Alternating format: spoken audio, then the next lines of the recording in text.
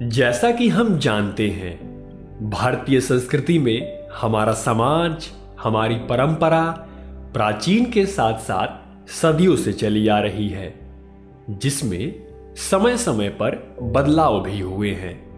परंतु अगर कोई अनेकों समाज की अच्छाइयों को दरकिनार करते हुए समाज की गाथा को गलत दिशा में ले जाए, तो हमें यह सोचना चाहिए कि इसका दूसरा पहलू क्या होगा, क्योंकि समाज सिर्फ एक व्यक्ति तक सीमित नहीं है। समाज लोगों से बनता है।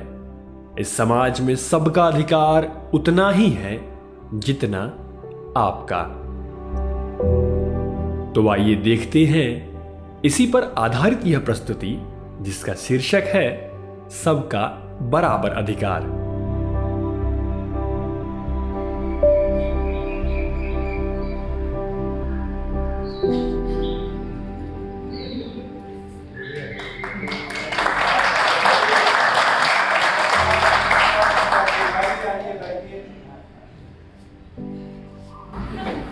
कैसा हाल समाचार है आपका?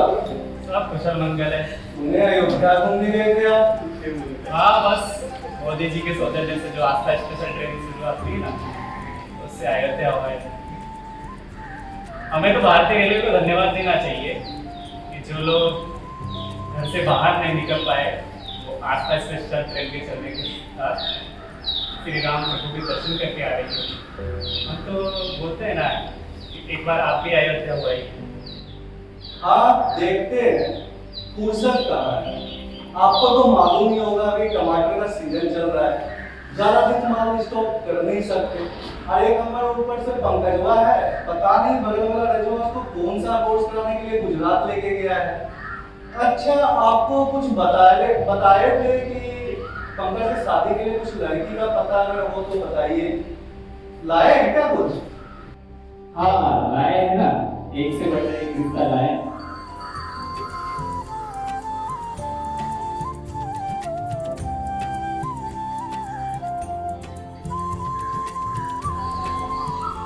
यह देखिए, नाम श्रुति, उम्र 28 साल, बारी पास है, बस अपने बगल वाले गांव की है।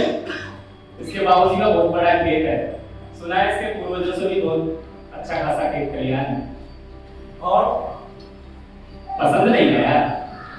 अच्छा, दूसरा भी है, यह देखिए, नाम काजल कुमारी, उम्र 25 वर्ष, रंग थोड़ा मीडियम है, हाँ, लेकिन अभी ग्रेजुएशन कर रही है, और परिवार भी थोड़ा गरीब है, तो उतना धन दौलत तो नहीं मिलेगा। और तीसरा? क्या महतो जी, लीजिए एक और है, नाम अंजलि कुमारी, उम्र 20 साल, अभी 10वीं कक्षा में है। सुना है गांव के बड़े ऊंचे घर की बेटी है, और इसके बावजूद थोड़े कंजूस है, तो इधर भी दहेज में उतना माल नहीं मिल पाएगा। अरे क्या मिश्रा जी, हम लड़की को लेकर करेंगे क्या? लड़की कैसी भी हो चलेगी, हमें तो ऐसा थोड़ा पार्टी देखिए जहाँ से मोटा दहेज मिल सके। क्या महतो जी, बुरा मत मानिएगा, लड़के को भी तो कुछ करना चाहिए। आपका लड़का कुछ करता है नहीं, और आप सपने देख रहे हो फॉर्च्यूनर के, बताइए। खैर, हमने पूरे गांव भर में 35 शादियां करवाई है, हमसे अच्छा रिश्ता कोई नहीं दिलवा सकता आपको। देखिए, कोई झट्टा वाला पार्टी मिल जाता तो अच्छा रहता। चलिए ठीक है, मिलेगा तो बताएंगे। हम चलने की पाकिस्तान से सीमा है दर, अपने 4 बच्चों के साथ आई भारत। पति ने अपनी बीवी को पटाखा लगाया अक्सर, बीवी हुई सब खराब। ये कैसा कलयुग आ गया है, कैसे कैसे खबरें सुनने को मिल रही है आजकल। एक हमारा जमाना था, कितना अच्छा, कितना सरल। जैसे जैसे दुनिया आगे बढ़ती जा रही है, वैसे वैसे गड़बड़ होती ही जा रही है।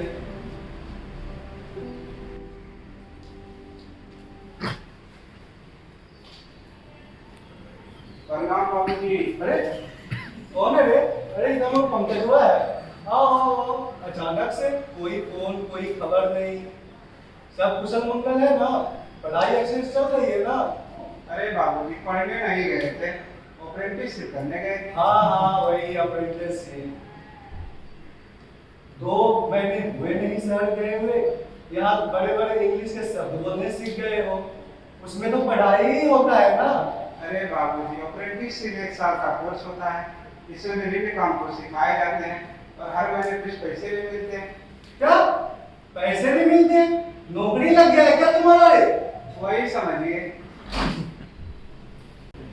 चलो ठीक है, बहुत लंबी दूरी सफर करके आए होगे, थक गए होगे, पहले हाथ पैर मुंह धो लो, कुछ खा लो, फिर बात करते हैं।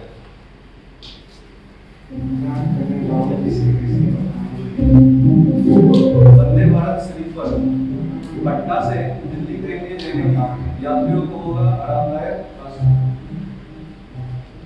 रेलवे कर्मचारी,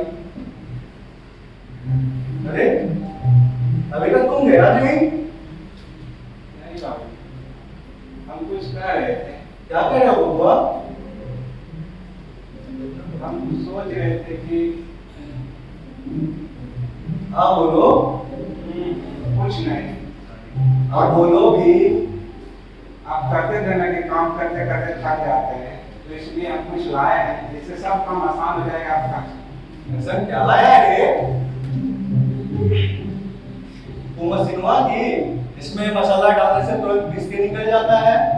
अरे बाबूजी, हम मिक्सी का बात नहीं कर रहे हैं। तो कौन वो मशीनवा जिसमें कपड़ा डालने से धो के तुरंत सूखकर भी निकल जाता है? अरे बाबूजी, हम वॉशिंग मशीन का बात नहीं कर रहे हैं। तो ऐसा क्या लाया है रे? बाबूजी, हम ऐसा चीज लाए हैं ना जो मसाला भी पीस देगी, खाना भी बना देगी, कपड़ा भी धो देगी, सुबह की चाय भी बना देगी। आप जब भी काम करते करते थक जाइएगा ना, तो आपका फैल भी दबा देगी। ऐसा क्या लाया है रे? बाबूजी, बहू लाते हैं आपके लिए।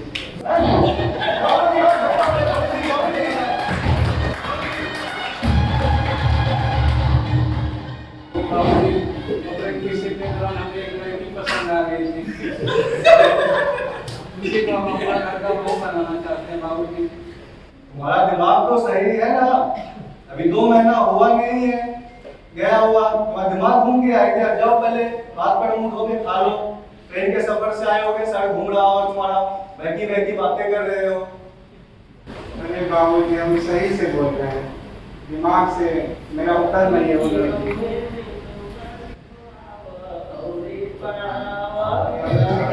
चाहिए बस बाहर खड़ी है बाबूजी, उसके खाए बिना हम कैसे खा सकते हैं? क्या बाहर खड़ी है? जी बाबूजी। जाओ पहले बुला के लाओ, अंदर लाओ। कहली की गौए में नौआ लिखवाव और पढ़ाव ला। आज से तेरी सारी गलियां मेरी।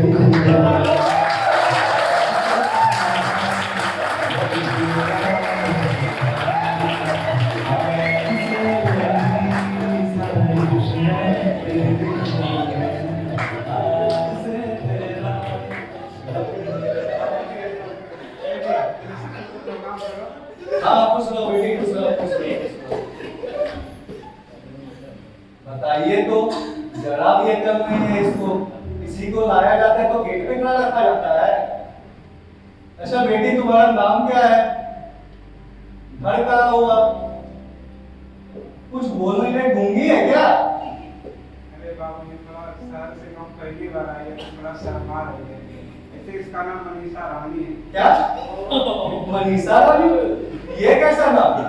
मनीषा गुप्ता होता, मनीषा शर्मा होता, रानी चौधरी होता, ये कैसा नाम है? पता नहीं आजकल का कैसा कल्चर चल गया है 2 नाम रखने का। एक हमारा जमाना था, कितना अच्छा, कितना सरल, जिसमें से एक नाम रखते थे, उससे उसके जाति धर्म के बारे में मालूम चल जाता था। नहीं बाबूजी, सिर्फ इसका मनीषा रानी नाम है। अच्छा बबुआ, ये बताओ, इसको लाए हो तो खिलाओगे कैसे इसको?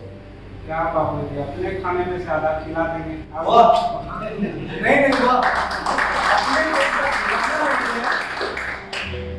अपने से आधा खिलाएंगे उसको। अब तो यही मेरी जीवन संगिनी बनेगा।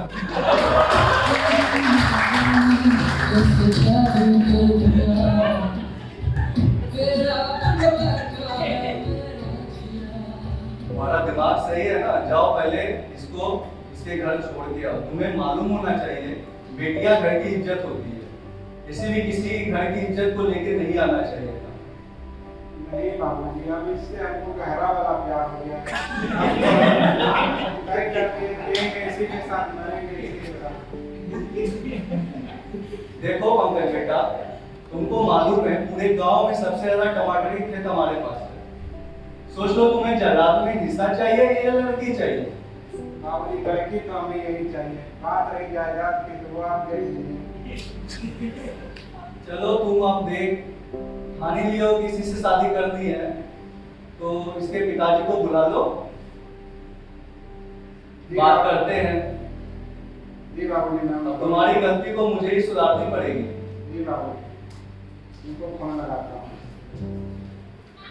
पता नहीं यार,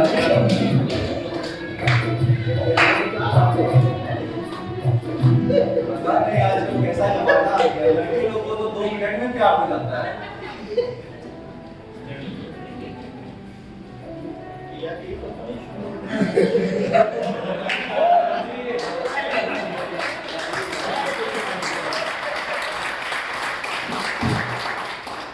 क्या है तो जी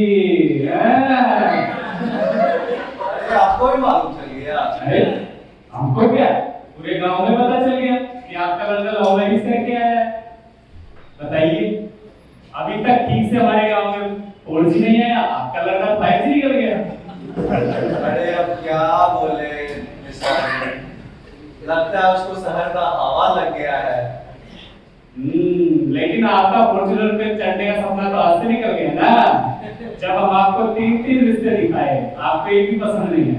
अब बैठिए फॉर्च्यूनर पे। चलिए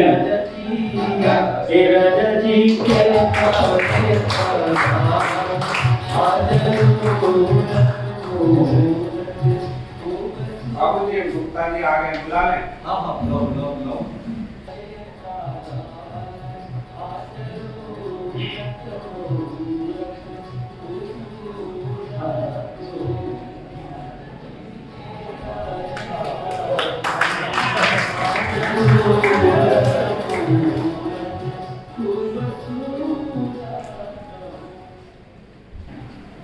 जी गुप्ता जी, मेरे पिताजी गुप्ता नमस्कार।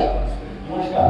जी, आपको मालूम ही होगा कि मैं पंकज का पिता हूँ, मैं तो ही। पंकज बता रहा था वो आपकी बेटी से प्यार करता है और वो उसे ही अपना जीवन संगिनी बनाना चाहता है। ईशा बेटी, तुमने जब भी कुछ इच्छा जाहिर की है तो मैंने कहा क्या है क्या? तुमने कहा कि तुम्हें इंजीनियरिंग करनी है, तुम्हें शहर के सबसे अच्छे स्कूल में, अच्छे कॉलेज में तुम्हारा दाखिला करना है। अगर कुछ बात ऐसा था तो तुम्हें बताना चाहिए था। अच्छा छोड़ो, ये बताओ, ये भाई साहब जो कह रहे हैं ये बात सच है क्या? ये लड़के को तुम जानती हो? अच्छा बात बेटी, क्या करता है आपका? अरे हमारा बेटा तो शहर में नौकरी लग गया है। नौकरी?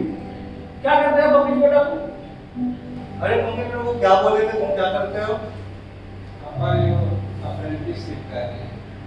हमारा बेटा अप्रेंटिसशिप कर रहा है शहर में। अरे माधुर जी, अप्रेंटिसशिप को नौकरी नहीं कहते हैं। आपको ये पता है मेरी बेटी क्या करती है? पंकज बेटा, नहीं बताया अपने पापा को? वो दरअसल इतनी जल्दी हो गया है, पापा जी को नहीं बता सके। अरे माधुर जी, मेरी बेटी इंजीनियरिंग की हुई है, अभी हाल ही में उसका प्लेसमेंट हुआ है, 12 लाख का पैकेज है। अब देखिए गुप्ता जी, तो पंकज और ये आपकी बेटी एक दूसरे को पसंद करते हैं तो बात आगे बढ़ाते हैं और शादी करते हैं। पंडित जी को क्योंकि अभी हाल ही में प्लेसमेंट हुआ है तो शहर में थोड़ी भागदौड़ तो ज्यादा है, थोड़ा सा जो भी है वो समय तो कम है। तो ऐसा है ना, पंडित जी को बुला के डेट सेट करवा लेते हैं पहले, बाद में होते रहेंगी। अरे अरे माधुर जी, रुक जाइए, पूरा तो सुन लीजिए।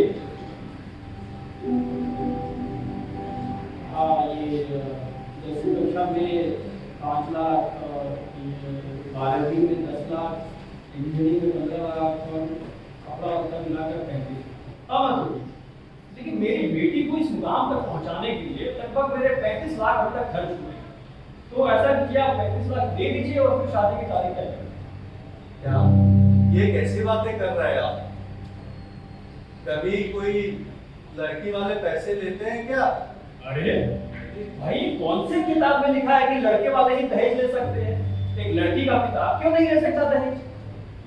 अब आप बताइए भला, मैंने अपनी बेटी को पढ़ाया लिखाया, अगर मेरा मन होता तो मैं 10वीं कक्षा के बाद उसकी शादी कर देता। अब मैंने उसे इंजीनियरिंग कराया, उसने अलग शहर में भेजा, वहां रहने खाने का खर्च। अब मेरा जो 35 लाख लगा है वो तो शादी के बाद आप खर्च जाएगा, तो मेरे पास तो कुछ बचेगा नहीं। अरे क्या बातें कर रहे हैं गुप्ता जी, ऐसा 35 लाख कुछ ज्यादा नहीं है? देखिए, वो क्या कहते हैं लड़के वाले कि सरकारी नौकरी अगर होती है तो कैश के साथ साथ 4 चक्का भी मांगते हैं, और आप ऐसा कह रहे हैं। अब आप ही बताइए, अगर आपके बेटे पंकज की नौकरी लग गई तो आप भी इसी तरह कह रहे हो कि हमें कैश और एक 4 चक्का चाहिए, और ठीक इसी जगह पर इसी कुर्सी पर बैठकर कोई एक बेटी का पिता ये कह रहा था 35 लाख हो जाता है, कुछ कम कर दीजिए। सुनिए ना, ऐसा नहीं, कुछ कम हो सकता है क्या? देखिए, अब हमारे बेटी को पढ़ाने लिखाने कपड़े लेते हुए तो सब में तो पैसे खर्चे हुए हैं, तो मैं तो जोड़ के लूंगा ना आपसे। क्या गुप्ता जी कैसी बातें कर रहे हैं आप? कपड़े लगते के पैसे कौन जोड़ के लेता है भला? अरे अब तो आपने पते की बात कही है, यही बात तो मिश्रा जी आपको समझाने की कोशिश कर रहे थे। क्या राकेश मिश्रा जी, आप उसको जानते हैं क्या? जी बिल्कुल, राकेश मिश्रा की मैं बात कर रहा हूँ। अभी यहाँ पे आते हुए हमने आपके घर का पता पूछा, उन्होंने आपके बारे में पता तो बताया और भी बहुत सारी चीजें बताई हैं। अरे गुप्ता जी, अब आप हर चीज जान ही गए तो आपको मालूम ही है कि दहेज जो है ये हमारे समाज में पुरखों से चले आ रहा है। अगर शादी में लड़के वाले मोटे दहेज ना दें तो लोग समझते हैं लड़के में कुछ ऐब हो गया, इसलिए दहेज मांगना पड़ता है। अच्छा माधव जी, मुझे तो नहीं पता, पर आप किस समाज की बात कर रहे हैं? आपको मालूम नहीं है कि दहेज के लिए, दहेज को लेकर हर साल कितनी शादियां होती हैं, कितने बेटी का पिता अपनी मजबूरी बयान नहीं कर पाता, तो क्या ये उनकी गलती है कि वो उनकी बेटी का पिता है? अब आप ही बताइए भला, अगर ऐसा रहेगा तो कोई पिता अपनी बेटी को क्यों पढ़ाएगा? तो 10वीं कक्षा के बाद शादी कर देगा उसकी। और हमें जानकारी मिली कि आपकी एक छोटी बेटी है, तो आप हमें कुछ सवालों का जवाब दीजिए। जब आप पहली कक्षा में दाखिला कराने जाए अपने बच्चे का, तो क्या सिर्फ पंकज के पैसे लगे थे? बेटी का फ्री में हो गया होगा। जब आप रेलवे टिकट खरीदने जाते हैं वहां काउंटर पर, तो वहां पर भी तो पंकज की टिकट लगते होंगे, बेटी का फ्री मिल जाता होगा। जब आप अस्पताल जाते हैं वहां पे अगर इलाज कराते हैं तो बेटे के पैसे लगते होंगे, बेटियों का तो फ्री में इलाज होता होगा। और आपके टमाटर का खेत है ना, तो जब आप बाजार जाते हैं और टमाटर बेचते हैं तो आप पुरुषों को पैसे लेते होंगे, महिलाओं को तो फ्री में देते होंगे ना। क्या गुप्ता जी, आप कैसी बातें कर रहे हैं? आप क्या बोले? पंकज जीत कर रहा था, वो शादी करेगा तो आप ही की बेटी से करेगा। देखिए मैडम, जिन जिन कामों में लड़कों के लिए पैसे लगते हैं उन सभी कामों में लड़कियों के लिए उतने ही पैसे लगते हैं, तो इस बात को आप गंभीरता से समझिए। और ऐसा नहीं है, बहुत सारी चीजें ऐसी भी हैं जो कुछ लोग सही है, परंतु जिस समाज की आप बात कर रहे हैं वह समाज को आपको सोच के बदलने की आवश्यकता है। अगर ऐसा रहेगा तो फिर हमारे देश की बेटी तो अनपढ़ ही रह जाएगी। अब आप बताइए, जब हम जाते हैं महिला सुरक्षा चेकिंग पर, तो हम वहाँ कहते हैं कि नहीं, अगर महिला की जांच महिला पुलिस होनी चाहिए, तो अगर बेटियां पढ़ेंगी नहीं तो फिर महिला पुलिस कैसे बनेगी? जब हम छोटे बच्चे को स्कूल में दाखिला कराते हैं तो वहाँ भी कहते हैं कि कोई मैडम है क्या, मैडम रहेंगी तो फिर छोटे बच्चे को समझने में आसानी होगी। जब हम अस्पताल में भी जाते हैं और महिला किसी जो मरीज होती है तो वहाँ भी हम कहते हैं प्रसूति कक्ष में कि महिला नर्स होनी चाहिए। अब आप बताइए, अगर महिला पढ़ेंगी कैसे बनेगी नर्स? आप सही कह रहे हैं। ठीक है, कोई नहीं, मुझे लगता है कि आपको अपनी सोच को बदलने की जरूरत है और मेरी बातों से आपको कुछ असर पड़ा होगा, तो हमें आशा है कि आपके समाज को बदलने के लिए आप कुछ कदम उठाएंगे। तो हम इजाजत दीजिए। चलो मनीषा, बाबूजी मनीषा दिल जुड़े बिना ही टूट गए, हाथ मिले बिना ही छूट गए, की लिखे ने लेखा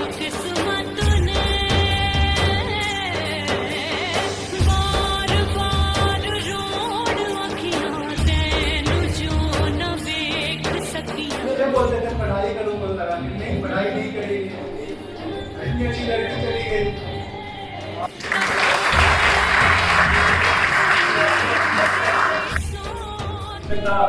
सबका बराबर अधिकार, हमने इसमें कोशिश की थी कि जो आज के समाज में अलग अलग चीजें हुई हैं उसे थोड़ा सा दिखाएं। हमने दोनों पक्षों का कोशिश किया है कि जिस तरह से दहेज की चीजें होती हैं और जब शहर में जाते हैं तो हमारा मन भी थोड़ा सा फिसलता है, तो वहाँ से भी चीजें हो जाती है। आजकल लोग बहुत मॉडर्न है। तो हमारे नाटक के किरदार में थे श्री कालूराम जी दोनों सहायक हमारे, इन्होंने किरदार किया था मिश्रा जी का, और मैं स्वयं अनिश कुमार मैंने किरदार किया था गुप्ता जी का, और ये हमारे जो कि हैं वो इन्होंने किरदार किया था महतो जी का, आकाश कुमार और सौरभ कुमार जो कि प्रशिक्षु है यहाँ पे, उन्होंने बहुत ही अच्छा किरदार किया। मैं चाहूंगा कि एक बार जोर से तालियां बजाएं। उनकी सहयोगी जो बनी है, मैं बता रहा हूँ बना है जो भी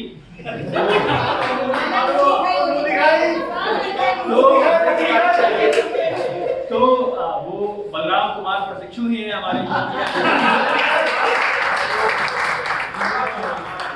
थोड़ा सा इस किरदार में थोड़ा सा हमें भी मुश्किल आया था क्योंकि लोग झिझकते हैं इस किरदार को निभाने के लिए, परंतु मैंने उनसे अनुरोध किया तो फिर जाके धीरे धीरे जो कि है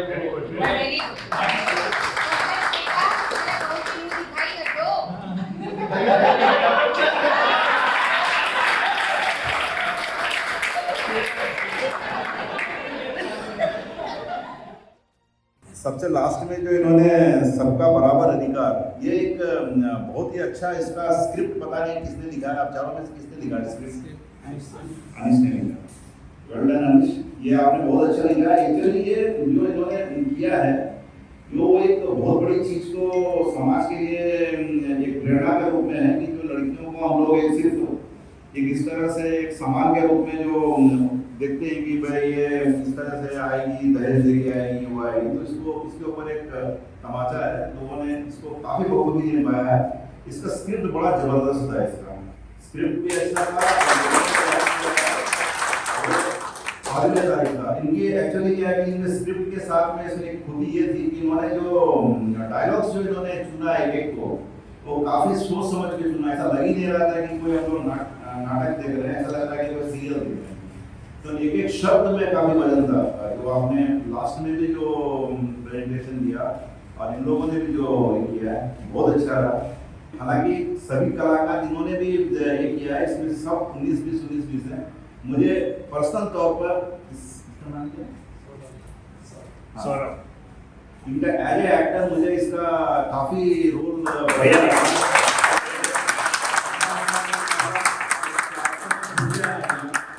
लग ही नहीं रहा था कि ये कुछ ऐसा है, कंप्लीटली ये कैरेक्टर में घुसा हुआ था।